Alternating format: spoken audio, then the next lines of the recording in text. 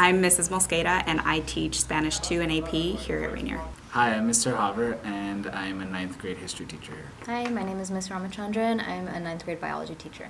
Hi, my name is Lupe Trujillo. I'm the operations manager here at Summit Rainier and also a parent of an alumni and a current junior.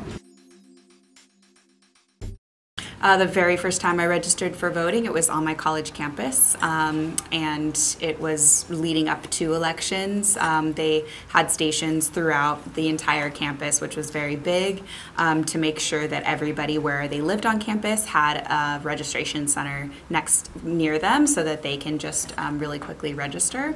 And then the voting centers were all throughout campus too. So yeah, college helped out with that. I registered to vote when I was in college, so like in many colleges they had a kind of different booth set up at different points where you could register to vote. I think that I registered for voting when I was at the DMV and I got my license, because they do give you the option when you're getting your license to say, do you want to register? So that's when I registered. Just filled out a something that I got at the post office, which most of you may not know what a post office is now, but you can now go online. I did it with the form that I picked up at the post office. The only part that started to get a little confusing was just making sure I had my address changed when I did move. When I first moved from back home up into San Jose was when I just kept driving back home to vote instead of changing my address, but that was more of a procrastination on my part instead of it being actually difficult for me until I was proactive and actually changed my address. But apart from that, there was really no difficult part about it. I was lucky in having everything there to be able to register.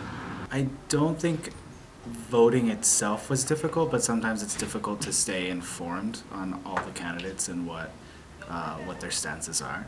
But then once you know that, I don't think it's too difficult. It was a little bit confusing though.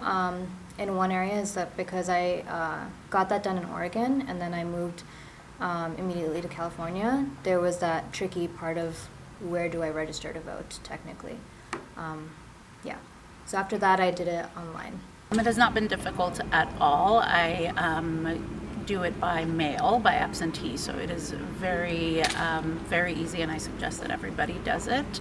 It does take away a little bit from you going into the polling place and getting that cute little sticker, but you're able to really take your time and read up on everything and make an informed decision and talk to anybody and research anything that you want.